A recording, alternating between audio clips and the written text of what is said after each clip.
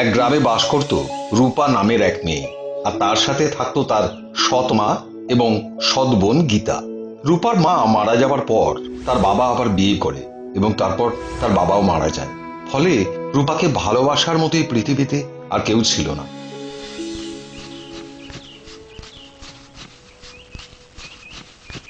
এই যে তখন থেকে তো একটা বাসনই মেজে যাচ্ছ, বলি আজ কি কোনো কাজকর্ম করার ইচ্ছে নেই নাকি? এই তো করছি মা, আসলে অনেকগুলো বাসন ছিল তো তাই একটু দেরি হয়ে গেল। বাবা বাবা বাবা বাবা বাবা, ওকে তো ভালোই কথা বলতে শিখেছিস। তোর মরা মা মরার আগে তোকে ভালো শিক্ষাই দিয়ে গেছে, এখন বুঝতে পারি। কি হলো মা? কে আবার কাকে কি শিক্ষা দিল? কে আবার? এই রূপার মরা মায়ের কথা বলছি। ওহো, ওর মা। ওর মা আবার ওকে কি শিক্ষা দেবে? এতে কিছু বিদ্যে থাকলে তবেই না কিছু শেখাবে। তা তা বলেছিস গীতা। হ্যাঁ রে মা, তোর ঘুম হয়েছে তো? হ্যাঁ, ঘুম তো হয়েছে। এবার না না, ঘুম না হলে তুই বরং আর একটু ঘুমিয়ে নে, কেমন? ভালো করে না ঘুমলে চোখে নিচে কালি পড়ে যাবে তো বাবা আমার। না মা, ঘুম হয়েছে। এবার একটু কড়া করে চা খেলেই একেবারে চাঙ্গা। শুনলি তো কি বলে গেল মেয়েটা আমার? এবার তাড়াতাড়ি হাতের কাজটা শেষ করে কড়া করে 2 কাপ চা বানা, তাড়াতাড়ি করো।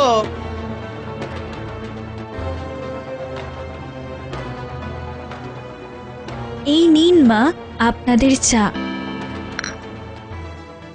কি হলো, দাঁড়িয়ে রইলি যে? আর যে কোনো কাজ নেই না? না, সবই তো করে দিয়েছি। তাহলে যা, আমাদের জন্য লুচি আর আলুর দম বানা।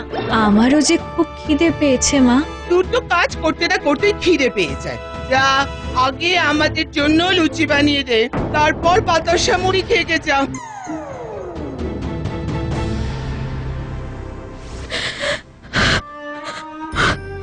মা, এই জন্মে কি আর আমার কষ্টের শেষ হবে মা?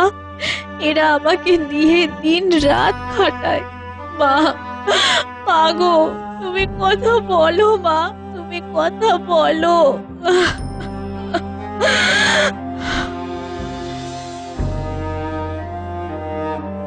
বোন, এই নে তোর ফলের রস। বোন,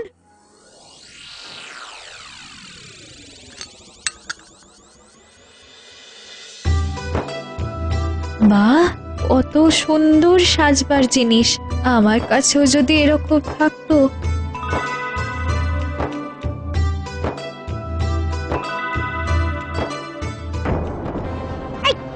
তুই আমার সাজবার টেবিলে কি করছিস না? হ্যাঁ, কি করছিস সেখানে তুই?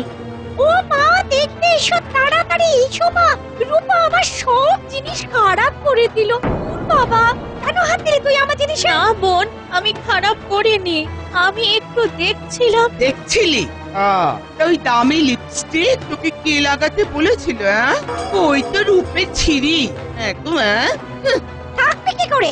একেবারে নিজের মায়ের রূপ পেয়েছে কিনা? তাজা বলেছিস।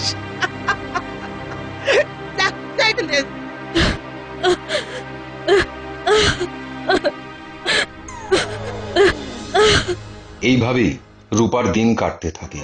আরো বেশ কিছু মাস কেটে যায়। রূপা যেন তার ভালো থাকা স্বপ্ন ভুলেই গিয়েছিল, কিন্তু সে জানতো না আর কিছুদিনের মধ্যেই তার জীবন বদলে যেতে চলেছে সম্পূর্ণভাবে।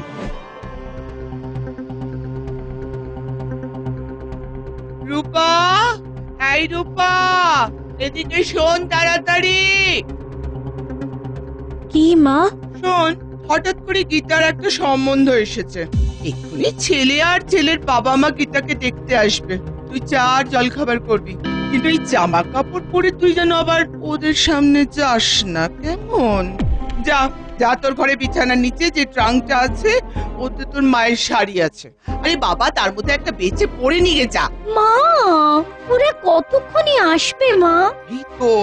এই তো এসে পড়লো বলে। আরে আরে, তুই দাঁড়িয়ে রইলি কেন? তাড়াতাড়ি যা। ওই ওই এসে পড়েছে মনে হয়। এই এই, নে নে নে নে নে সব তাড়াতাড়ি কর, তাড়াতাড়ি কর।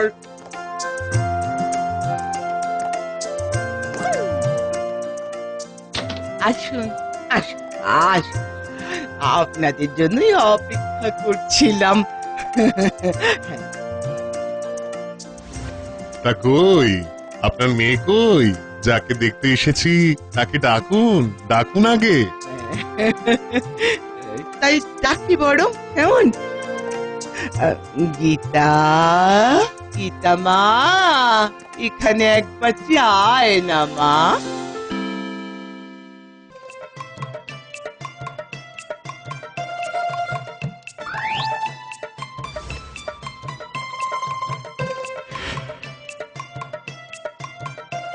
আশ্চর্য, এই ট্রাঙ্কে আমার মায়ের শাড়ি আছে, অথচ আমি একবারও খুলে দেখিনি। হাহ, অবশ্য দেখবই বা কি করে, কোনো দিনই তো ভালো কিছু পরার সুযোগ হয়নি।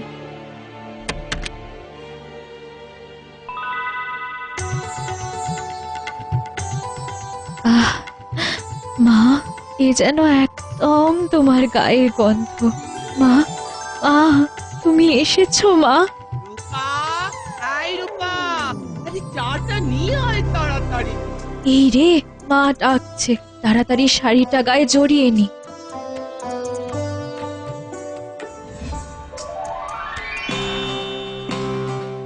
এ কি,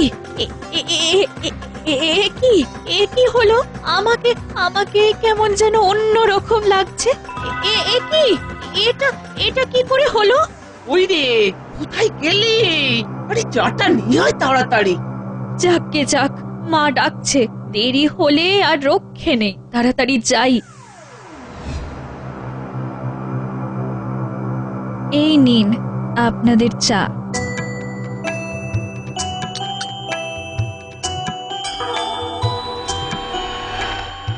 এ কি, এরকম হলো কি করে? হ্যাঁ, দিদি, আপনার আর এক মেয়ে যে এত সুন্দরী সেটা তো আমাদের আগে বলেননি। না, ইয়ে মানে, এই না মানে, তোমার নাম কি? আমার নাম রূপা। রূপা?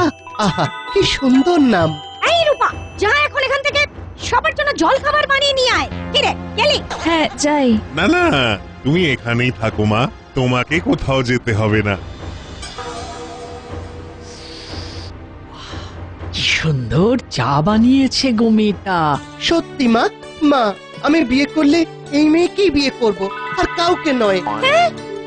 মানে আপনারা তো আমাকে। হ্যাঁ, মানে না মানে মানে আসলে আমার ছেলের রূপাকেই পছন্দ হয়েছে, তাই ব্যাস একদম পাকা কথা হয়ে গেল। এই বাড়িতে আমার ছেলের বিয়ে হলে তা রূপার সাথেই হবে। ছেলের পরিবার চলে যায়, আর তারপরই রূপার ওপর অত্যাচার শুরু করে দুজনে। এই রাক্ষসী, এই বল বল, তুই এই জাদু কিভাবে করলি? রাক্ষসী কোথাকারে, বল বল আজকে। কি রে, বল বলছি। নাহলে বল বলছি। এক্ষুনি তোর গালে 5 আঙুলের দাগ বসিয়ে দেব। বল শিখি, বল। বিশ্বাস করো, আমি কিচ্ছু জানি না। এই শাড়িটা গায়ে জড়াতেই এরকম হয়ে গেল, আমি কিচ্ছু করিনি। শাড়িটা না, এই শাড়িটা বলে দে, দে আমাকে, দে দে আমার শাড়ি, আমিও গায়ে জড়াই। দে বলছি, দিতে বলছি না।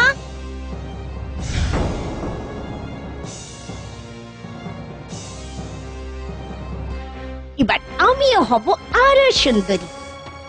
আরে আরে আরে আরে আরে, কি হলো? আমার চাউড়াটা কালো হয়ে যাচ্ছে কেন? আরে আরে আরে, ইমা ইমা, এই মা, এ কি? আমি এরম হয়ে গেলাম কি করে বাবা? এই শাড়ি পরে রূপা কেমন সুন্দর। এই শাড়ি আসলে জাদু শাড়ি। এই শাড়ি যে পরবে তার ভিতরে সৌন্দর্য বাইরে ফুটে বেরোবে। হ্যাঁ মা, আমি তো এখানেই ছিলাম, এখানেই আছি। তোর অন্তর সুন্দর, তাই এই শাড়ি পরার সঙ্গে সঙ্গেই ভেতরের সেই সৌন্দর্য বাইরে ফুটে উঠেছে। কিন্তু ওদের মন কুৎসিত, তাই ওদের শাস্তি ওরা পেয়েছে। এর থেকে আর আগের রূপে ফিরে যাওয়া কখনোই সম্ভব নয়। না না না না না না না না না না না না না, এ হতে পারে না, এ হতে পারে না। না না না। গীতা আর তার মা তাদের শাস্তি পায়, আর কোনোদিন তারা আগের মতো হতে পারবে না। ওদিকে রূপার বিয়ে হয় সেই ছেলের সঙ্গে এবং তারা সুখী শান্তিতে বাকি জীবন কাটিয়ে দেয়।